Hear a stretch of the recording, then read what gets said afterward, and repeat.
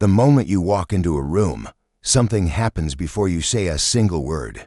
It happens before your name is known, before your status is calculated, before your intentions are guessed. The air shifts, eyes adjust, conversations subtly change rhythm. Some people straighten their backs without realizing why. Others grow quieter. A few feel an unexplained pressure, a need to prove themselves, or a strange urge to gain your approval. This reaction is not magic, and it is not charisma in the shallow sense people like to talk about. It is the result of one power move so fundamental, so ancient, that human beings respond to it instinctively. It is the power move that makes people obey you without you speaking, not because they fear punishment, but because something inside them recognizes authority before logic has time to interfere. Most people believe power is expressed through action. They think power is loud, visible, performative. They think it announces itself through dominance displays, confident speech, exaggerated gestures, or forced confidence. This belief keeps them permanently weak. True power operates in reverse. It removes rather than adds. It subtracts noise, emotion, urgency, and explanation. What remains is presence, so dense it feels heavier than movement. This is why the most powerful individuals in history were rarely the most talkative or expressive in the room. They did not rush to fill silence. They did not compete for attention. They did not attempt to convince. They allowed others to do the work for them, psychologically leaning forward while they themselves remained still. The one power move is this: absolute internal stillness paired with external restraint. It sounds simple, almost disappointing, until you understand what it actually requires. Stillness is not passivity. Restraint is not weakness. Stillness is the refusal to leak emotional information. Restraint is the discipline of not reacting when reaction is expected. Together, they form a psychological vacuum. Humans are deeply uncomfortable around emotional voids. When we cannot read someone, we project. When we cannot predict, we submit. When we do not know where we stand, we seek alignment. Obedience begins here, not with orders, but with uncertainty controlled by someone who is perfectly comfortable inside it. From childhood, people are trained to explain themselves, to justify emotions, to react quickly so they are not misunderstood. This training turns them into open books, and open books are easy to control. Every reaction reveals leverage. Every explanation lowers status. Every emotional display gives the observer information they can use. The power move reverses this conditioning. You stop offering information freely. You stop smoothing social friction. You stop reassuring people who feel uneasy around your silence. Instead, you let the unease exist. You let others fill the gap with their own assumptions. Most will assume authority, because the human brain is wired to associate calm restraint with competence and control. Think of the last time you were in the presence of someone who truly intimidated you. Without doing anything obvious. They did not threaten you. They did not posture. They did not demand attention. Yet you became hyper-aware of yourself. Your words felt heavier. Your movements felt clumsy. You measured your tone. You waited for cues that never came. That person was not trying to dominate you. They were simply not reacting to you. Their internal world was sealed. Your mind, desperate for orientation, began orbiting theirs. This is the mechanism behind the power move. It is not about forcing others down. It is about becoming the psychological reference point around which others adjust themselves. This kind of power cannot be fake for long. It is not a trick you perform. It is a state you occupy. People who try to imitate it without internal alignment come across as awkward, cold, or artificial. True stillness is grounded in self-sufficiency. You do not need validation, agreement, or approval in the moment. You are not trying to win. You are not trying to be liked. You are not trying to prove anything. That lack of need is felt immediately. Humans are extraordinarily sensitive to neediness, even when it is hidden behind confidence. Neediness repels obedience. Self-contained calm attracts it. When you speak less, people listen more. When you move slower, people track you more closely. When you delay response, people assign greater weight to your eventual words. This is not manipulation in the crude sense. It is hierarchy perception. In every social system, the individual who appears least affected by the environment is assumed to be above it. The one who adapts least is assumed to control most. This is why leaders who panic lose authority instantly, while those who remain composed during chaos gain it without effort. The power move is not situational. It is constant. You carry it into every room because it comes from within, not from strategy. Silence, when paired with attention, becomes pressure. Not the aggressive kind, but the gravitational kind. You are present, but not performing. You are aware, but not reactive. People begin to feel seen without being judged, and judged without being condemned. This duality unsettles them. They want resolution. They want feedback. They want permission to relax. When it does not come, they self-regulate. They behave better. They speak more carefully. They unconsciously defer. This is obedience forming before any command is issued. There is a reason ancient rulers were depicted sitting motionless while others stood, spoke, and argued around them. The stillness was the message. Movement signaled effort. Effort signaled need. Need signaled lower position. The ruler's lack of movement communicated that outcomes did not depend on immediate action. Time bent toward them, not the other way around. In modern life, people reverse this dynamic constantly. They rush to respond to messages. They over-explain decisions. They fill silence with nervous commentary. Each act seems harmless, but collectively they train others to see them as reactive rather than authoritative. The one power move demands patience. It demands emotional regulation at a level most people never develop. You must be able to feel irritation without expressing it, interest without chasing it, and dominance without asserting it. This is difficult because the ego wants recognition. The ego wants to be seen as powerful. True power does not care about being seen. It cares about being effective. Effectiveness comes from control over self first, environment second. When people sense that you cannot be pulled into emotional exchange, they stop trying to push you. Resistance fades. Cooperation increases. Obedience emerges quietly, almost politely. This does not mean you become cold or distant inhumanly. It means your warmth, when you choose to show it, becomes meaningful. Your approval becomes valuable because it is not automatic. Your disapproval becomes significant because it is rare. You are no longer broadcasting your inner state continuously. You are selecting when and how it is revealed. Selection is power. Scarcity is power. Predictability is weakness. As this chapter unfolds, understand that nothing here is about domination through fear. Fear-based obedience is unstable and temporary. The obedience created by the one power move is deeper. It is the obedience of alignment. People align with what feels solid. They follow what appears unshakable. They obey what seems internally ordered. When you master stillness and restraint, you become that reference point. You do not need to raise your voice. You do not need to issue commands. Often, you do not need to ask at all. People will move before you speak, adjust before you request, and comply before you instruct, because on a level beneath conscious thought, they have already decided who holds the center of gravity in the room. This is only the beginning. The mechanics of how this power move is cultivated, protected, and deployed without corruption or collapse will deepen as we go forward. For now, let this idea settle. The most controlling presence is the one that does not seek control. It simply is, and everything else rearranges itself accordingly. Once stillness becomes natural rather than forced, the second layer of the power move begins to operate automatically. This is where obedience stops being a momentary reaction and turns into a pattern.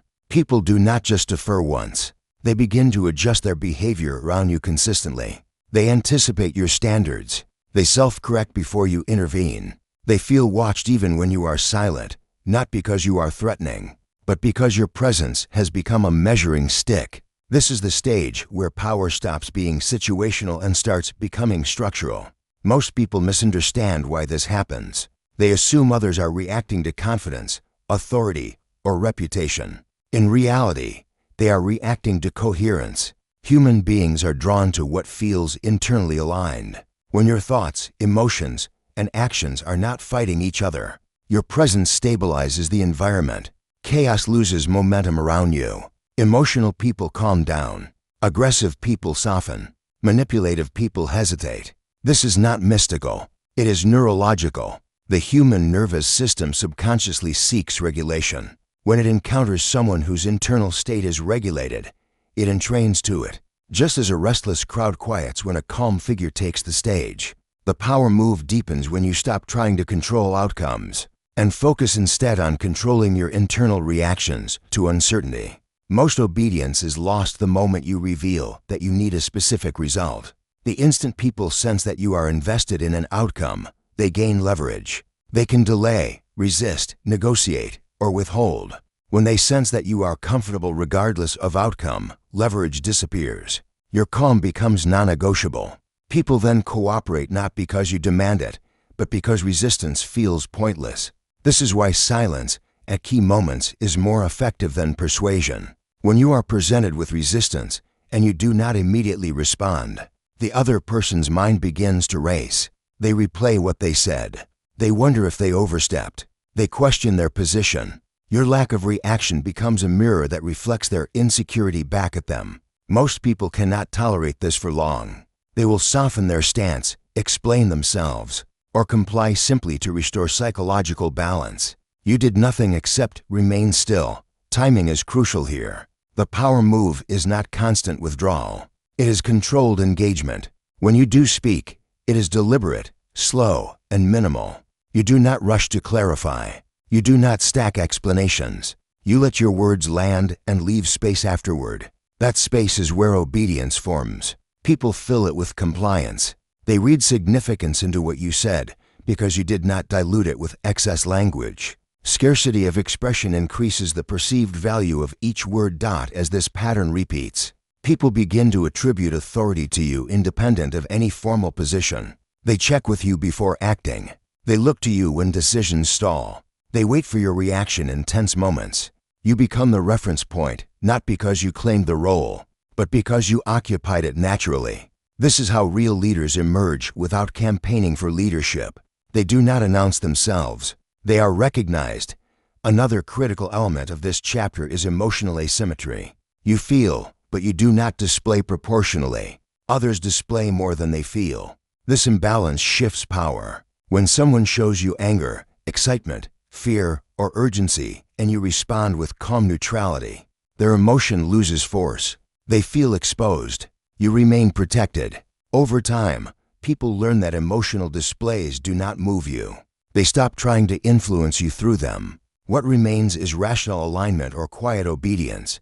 This also protects you from manipulation. Manipulators rely on predictable emotional hooks: guilt, flattery, pressure, fear. When those hooks fail, manipulators disengage or reveal themselves. Your stillness acts as a filter. Only those willing to interact cleanly remain. This further strengthens your position because your environment becomes less noisy, less reactive. More orderly. Power at this level is maintained by consistency. One emotional leak can undo weeks of silent authority. This is why restraint must be internalized, not performed. If you suppress emotion violently, it will escape under pressure. If you process emotion privately and return to neutrality, your presence remains intact. People forgive silence. They forgive firmness. They rarely forgive loss of control. By now, obedience no longer looks like submission. It looks like cooperation. People align because it feels easier, safer, and more efficient. They trust your calm. They respect your boundaries. They sense that you see more than you say. This perception alone is enough to keep most people in line. As chapter 2 closes, understand this: the one power move is not about making others small. It is about becoming solid. When you are solid, others orient themselves around you automatically. You do not chase authority. Authority settles on you. At the highest level, power is not something you use. It is something you protect. This is where most people fail, even after tasting authority. They learn how to command attention, how to influence behavior, how to dominate space. But they do not learn how to preserve the internal conditions that made that power possible in the first place. The world does not strip power from you violently. It erodes it quietly, through emotional leakage, through overexposure, through the slow decay of restraint. Chapter 3 is about permanence, about becoming someone whose authority does not peak and collapse, but settles into something others treat as immovable. The moment people begin to obey you without you speaking, a new danger appears: expectation. Others start watching you more closely. They look for consistency. They test boundaries subtly. They provoke small reactions to see if the stillness is real or an act. Power attracts examination. The stronger your presence becomes, the more people try to locate its source, because locating the source means they can imagine neutralizing it. This is why true authority never reveals its inner mechanics. You do not explain your calm. You do not narrate your discipline. You do not teach your restraint to those around you. Mystery is not a tactic. It is armor. The maintenance of silent authority depends on one principle above all others. You must never chase the perception others have of you. The moment you start managing your image, you have surrendered control. Image management creates anxiety. Anxiety creates micro-reactions. Micro-reactions destroy stillness. People can sense when someone is trying to maintain power rather than embody it. The former feels tense. The latter feels inevitable. Your task is not to preserve reputation, but to preserve internal order. Reputation follows automatically when order is real. As your presence solidifies, you will notice something unsettling. People will begin to project narratives onto you that are not true. Some will see wisdom where there is simply patience. Others will see threat where there is only neutrality. Some will idealize you. Others will resent you. This projection is not your responsibility to correct. Correction requires engagement. Engagement creates friction. Friction invites reaction. Reaction leaks power. You let people believe what they need to believe, as long as it does not force you to compromise your stillness. Authority grows faster when it is undefined, because undefined things feel larger than they are. There's a temptation, once obedience becomes consistent, to reward it emotionally, to soften too much, to become accessible. This is where power decays gently, almost kindly. Warmth is not weakness, but unfiltered availability is.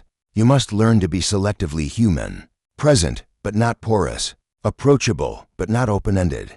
People should feel that interaction with you has weight, not ease. Ease creates familiarity. Familiarity erodes hierarchy. Hierarchy does not require cruelty, only distance. Distance is not physical. It is psychological. You can be in the same room, same conversation, same project, and still be internally unreachable. This is achieved by not anchoring your emotional state to external events. Praise does not elevate you. Criticism does not wound you. Success does not intoxicate you. Failure does not agitate you. When your internal state remains stable regardless of circumstance, people stop trying to move you. They adjust themselves instead. This is the final form of the power move. You are no longer reacting to the world. The world is reacting to you. Over time, silence becomes your signature. Not the absence of speech, but the absence of unnecessary speech. People begin to measure moments by whether you speak or not. Your pauses gain meaning. Your delays gain significance. Even your refusal to respond becomes an answer. This is when obedience no longer feels like obedience. It feels like alignment with something larger and calmer than individual will. People do not feel dominated. They feel guided, even if you never guide them explicitly. The most dangerous mistake at this stage is arrogance disguised as calm. Arrogance is loud internally, even when quiet externally. It carries tension. It carries judgment. Others feel it immediately. True stillness contains no contempt. You are not above others. You are centered within yourself. The moment you begin to look down on people, your presence hardens.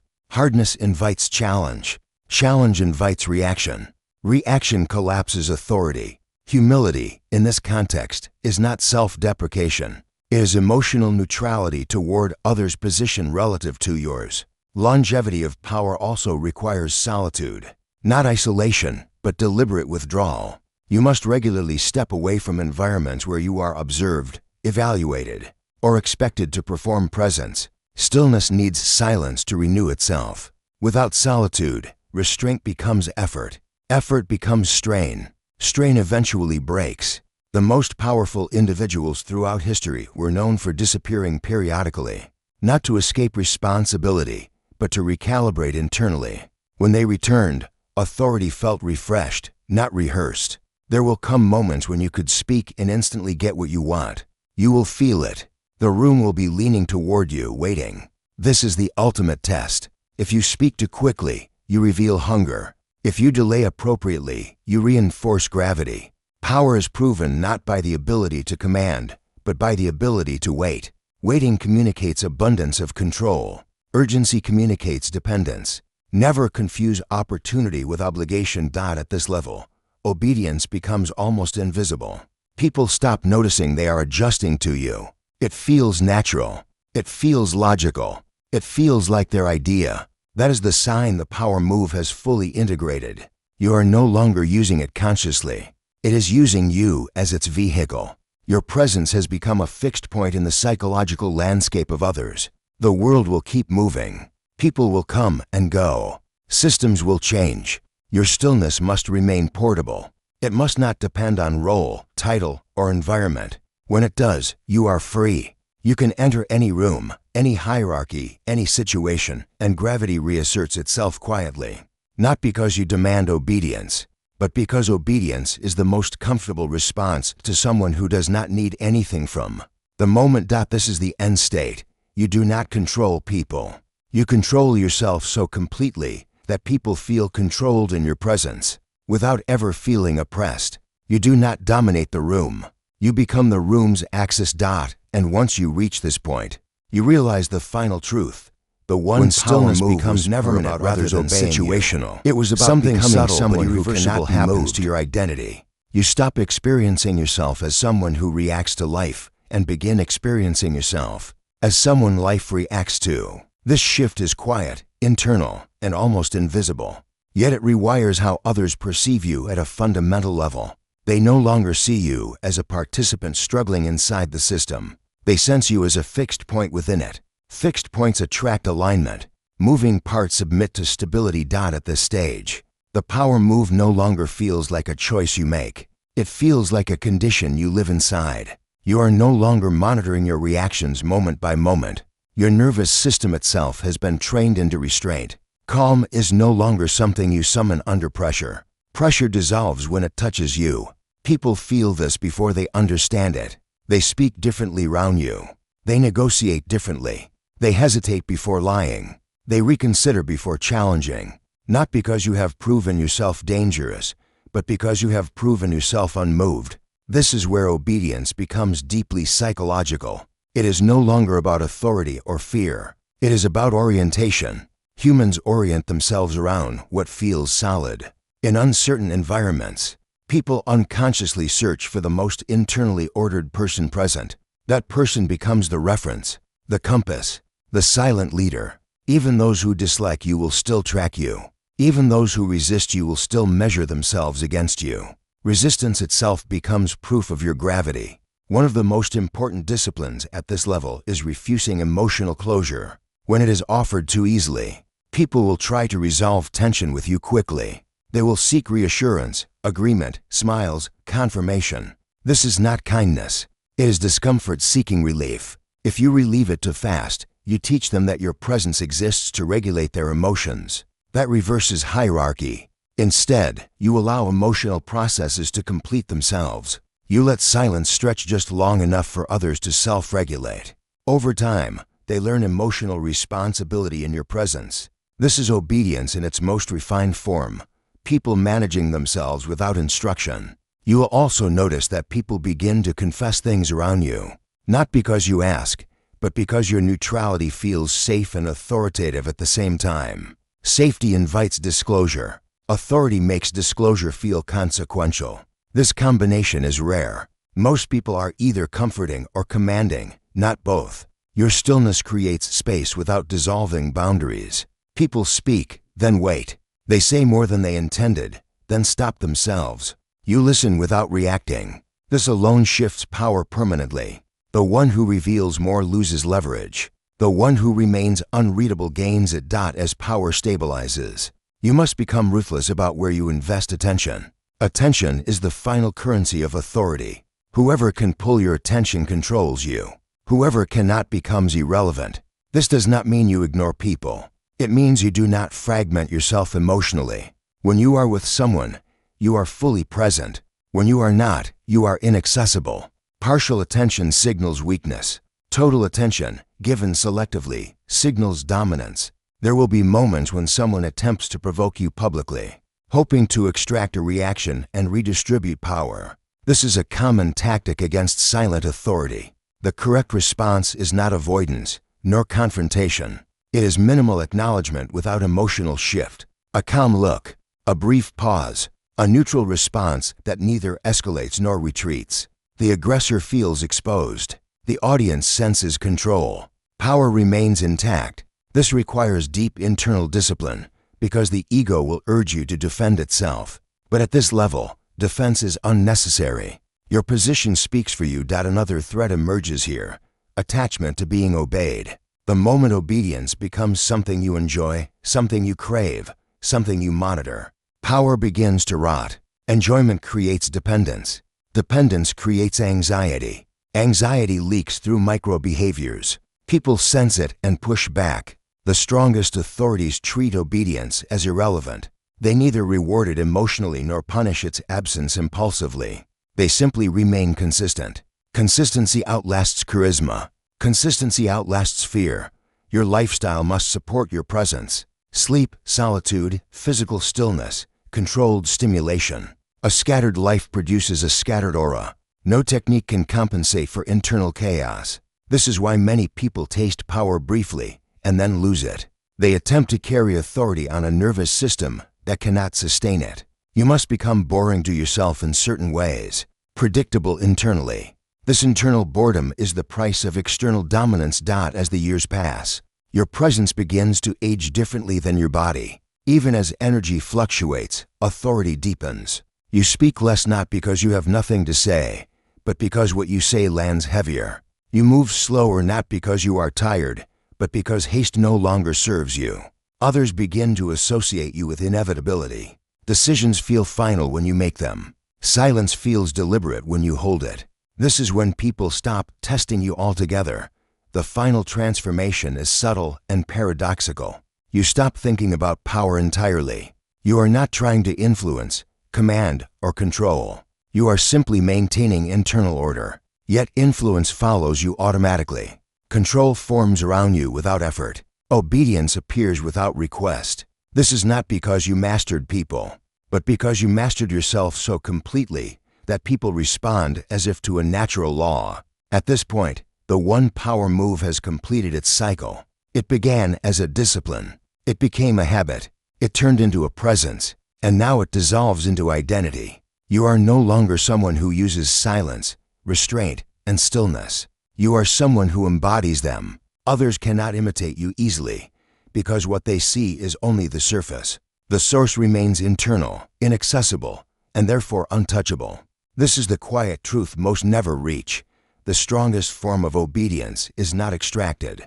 It is offered. Offered to stability. Offered to certainty. Offered to someone who does not need it. And once you understand this, you no longer need to speak to be heard. You no longer need to command to be obeyed. You no longer need to move to control the room, because the room has already moved around you.